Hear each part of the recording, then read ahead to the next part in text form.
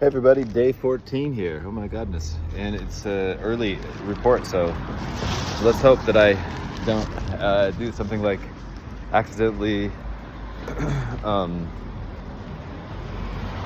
let's hope that I don't do something like accidentally, fall prey to one of the 4 things I'm saying no to. This is the More Man March. A march to be more man than I've ever been, actually. The most more man, actually. I'm just kidding. But amongst them. And I'm not kidding. I actually grew up. And now I'm joking. Haha, you get it? I'm joking. I used to be kidding, but then I grew up. I was born this way. I can't help it. Kind of like the gay people, but not homosexual, but totally happy, in love with my brothers. Not really totally interested in their balls and stuff like that, but like in love for sure. I'm gay. I'm in love with my brothers. Just not homosexual. Actually, I noticed that I'm not. But some people are. I noticed that they are. And they're notice. I didn't think I was going to speak about this, but noticing that there are them that are homosexual. Like it's like I don't want to have a problem with them. I remember I noticed that a friend of mine when I was young, whether I could, I don't know, was I admitting it? I mean, everybody kind of knew that he was not straight or something like that. And I kind of thought that maybe I think obviously naively, that the Mormon church could help him to not be that. And I can see how that could be upsetting to people that I even thought that, or I could see how that could be even hurtful to someone, to want to change them in some fundamental way, actually, without them really wanting to. I mean, maybe they really do want to, but they kind of can't, in some big way. You could say it's similar to, I'm doing this More Man March. No cannabis, no coffee, no suicide, no pornography for 90 days.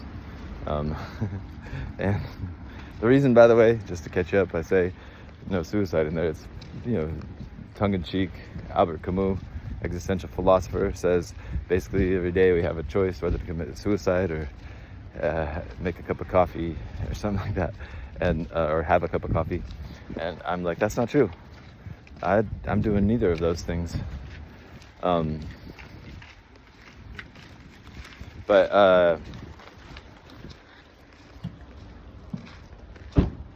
yeah, like the same pressure that society put on gay people in the 90s for being gay, which it's still there to some degree, but it's changed as well to some degree, is the same kind of pressure putting on a little boy for not, touching his body. I mean, apparently babies do it in the womb, actually.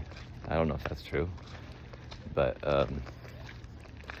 certainly don't want to shame them. Like my friend's dogs, really wonderful, huge, giant cloud dragon dogs. They're wonderful, cute little people. And occasionally they get horny and they try humping each other, and they're brothers. And I try to stop them because it's kind of annoying, and they sort of are oblivious of their surroundings when they're doing it, and they're huge and they kind of like knock stuff over. And I stop them and they look at me like, what? Like, what? And I don't, I could potentially, hurt them enough that they'd be afraid of me. Even though they're huge dogs, I could see that there's a way, I don't want to entertain this idea, but that I could potentially hurt them enough that, to try to stop them, that they would be afraid of me. And it probably wouldn't work, though. It probably wouldn't stop them from doing that, I bet. Anyway, man, this is really meandering. But yeah, early reporting today. Maybe I'll have another video later, but last night I had a dream that I had had some cannabis, and I was doing this thing that I'm doing here, and I was like, oh shoot, I'm gonna have to tell the people. So I have an advisor of mine, a friend of mine, Sam Gibbs, really good person. He lived a life that was full of man, a bunch of shittiness actually for a long time as a addict of many intense things, and did many intense things, but lives in such beautiful integrity nowadays. He's such a good example of someone who's changed. Really ridiculously awesome example. Like, that's such a cool medicine for the world to receive a story such as his, and how he holds that with, dignity, actually, understanding that he's caused problems, and he's, tried to make amends in every way he could, basically, I think. But yeah, I asked him, I told him that I was like, hey man, this, I made cannabis a big priority in my life, and I'm recognizing I need to reprioritize it and not do it. And we had a cool conversation, and he suggested the 90 days. He said that actually, like, after 90 days, you start to have pride. And he said, and this is a good thing for like reestablishing things. He said, before 90 days, you don't necessarily have pride, right? Whether you admit it or not, you have some pride about the way you're doing things. You have some understandable reasons about the way you're doing things. So I mentioned that I wanted to maybe do this journal journey, like the public vlog style thing. And he said, yeah, that's cool too. You could do that.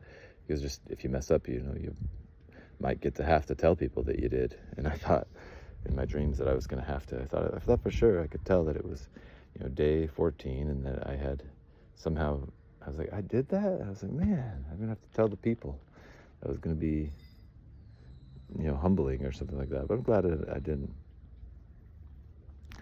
So I'll let you know, so far, no cannabis, no coffee, no suicide, no pornography. Another thing about this is I want to say that, like, what deserves compassion is what's precious, or something like that. So, like, I was speaking maybe like metacognitively or something like that about Mormonism, about tribal beliefs, and I sort of don't think that, I believe in comedians in some big way and making fun of everything. And also, I kind of also believe in, like, totally meeting people where they're at and understanding that their stories, their beliefs, work for them in a way that deserves some respect. I have a shaman friend. He serves different psychoactive plant medicines. Really wonderful person, actually. And he said the shaman technically stands outside of culture. In some ways, from outside, he sees the mechanisms of the culture better than the people that are in it.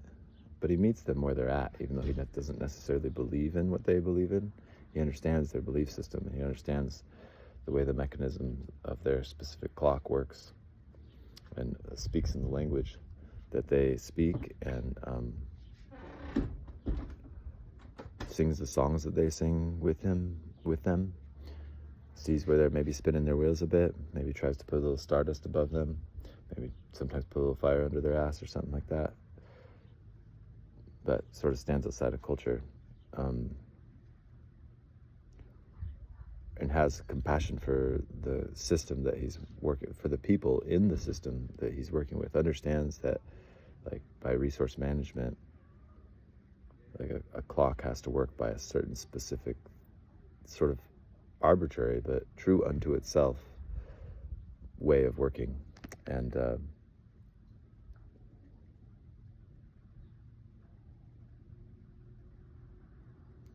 like, it's fine, it's beautiful, it's lovely that people can love the specifics of their tribal family. And it's totally understandable from, like, a systems point of view that a certain percentage of each group is going to have some people that get more shit, trick, and trap instead of shine, treasure, and treat.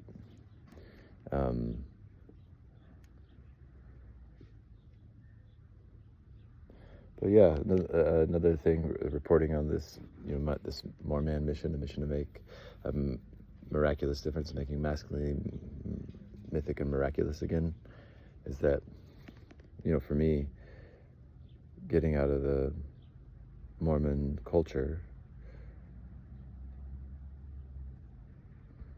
which cultivated my character in a big way, was really, really challenging. In some way, you could say the same thing about the culture of marijuana. Like, getting out of it was challenging. It was obviously costing me things. It's not the same way. It's very different. Anytime you make comparisons, you're always making comparisons between things that aren't the exact same, by the way.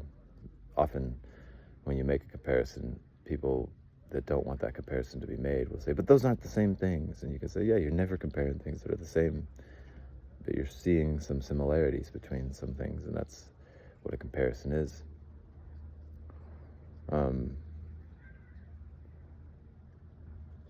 And, the culture of marijuana, the culture of Mormonism, which one's more of a culture, which one's more of a cult.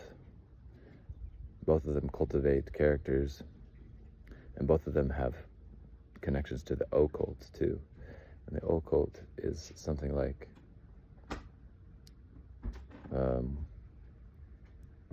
hey, John. The occult is something like,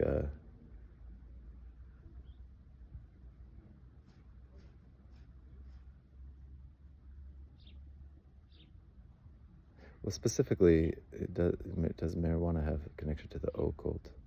Well, it connects you to the visions that you see in a lot of imagery of what yoga is. Actually, you'll kind of be in that imagery as you practice what I called ganja yoga. It seems that it's not forced at all, occultness. It's kind of just there compared to the occultness of the Mormon Church, which you can find in its temple symbology, which most people don't know much about because, you can find out about everything about that on the internet for sure, but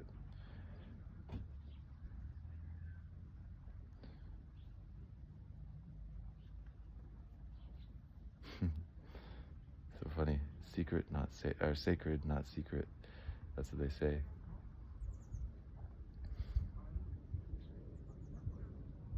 It's nice in the temple. It's really beautiful, actually, the Mormon temple. I enjoyed, once I got through their ceremony they do, where they wear these specific clothes and say things and stuff. I'll leave it at that. It's not too weird. It's a little strange, but it's not like yesterday I talked about the cult of modern circumcision. That's weird, actually. But also it's, like a lot of the weirdness we have, like my friend Paul was saying that war has no redeeming qualities. And when he said it, I thought, yeah, that's true. Also, though, too, it is a part of our, evolutionary or biologically evolutionary story that brought us to where we are. The holy books are things that are tribal survival guides.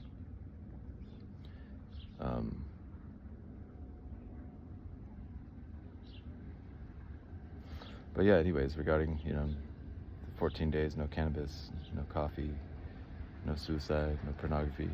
Specifically, the last 2 nights, I've kind of gone to sleep kind of quickly and then been waking up.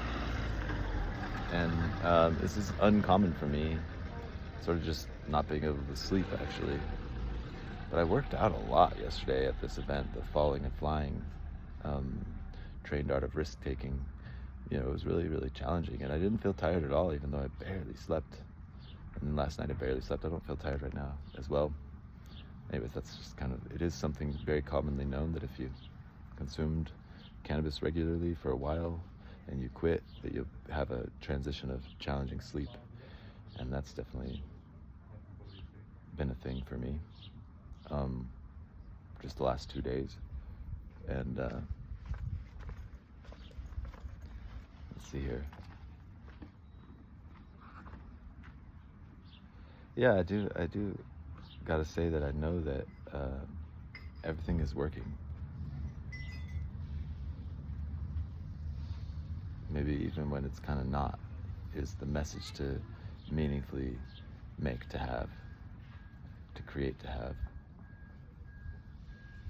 Hey, this thing here isn't working, but also everything is working as well, actually, in some big way. Like, let's see how this unwinds itself.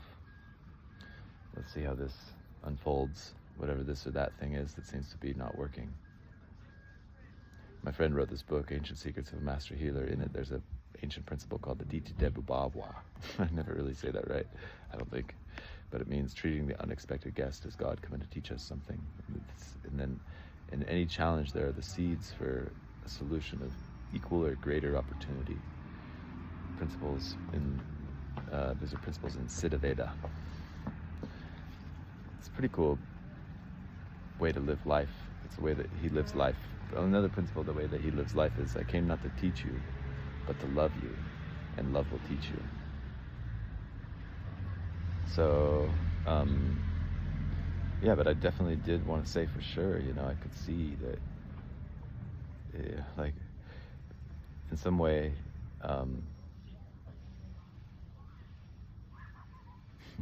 we're hidden here at almost 17 minutes. I'm going to see if I'm going to save that story for another day.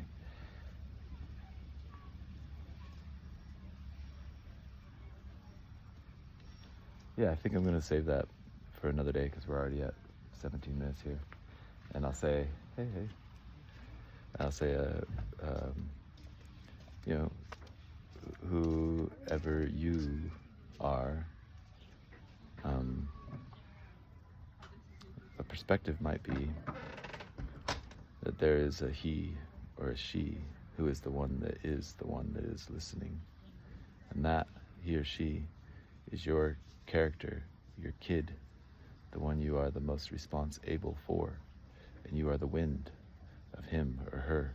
I like to playfully say this is the boy body meet man suit flute, called or named on birth certificate Joseph, more commonly in sound and written word Joey. I am my own first child. He's the one I know I believe I am sometimes. But also he's the one I'm partnered with. He's the one that God's playing through. Creator's creating him. I create him creating himself to be an instrument for creativity, especially to serve in moments where, social distancing is causing lockdowns and pandemics and wars and politics and horribleness, to be a point for connection, actually. Pretty majorly. So, ow, I just got bit on the toe.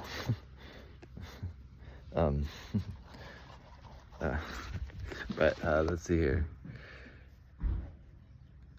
Yeah, at this falling and flying thing, being with my body and having to be that I'm choosing not to have cannabis or coffee or any suicide or pornography. In some ways, suicide is like getting rid of your body, the precious one who is just a kid who's like a one-time iteration human, animal, mammal, trying to ride his life well and write his life well for him, with him, compassionately, just same way I would do for you. I want to do for him, for me, for Joe E. And I think in some way, a big way, for me at least, the opposite of suicide is being really involved in my body, actually.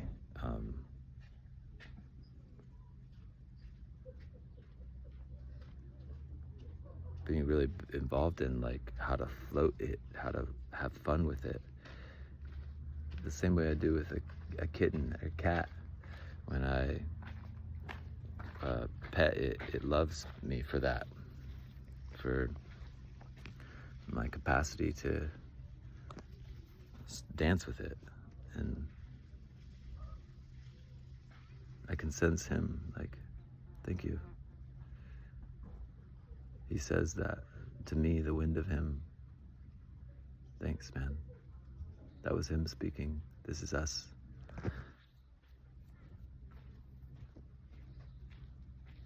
Okay, big hugs, much love.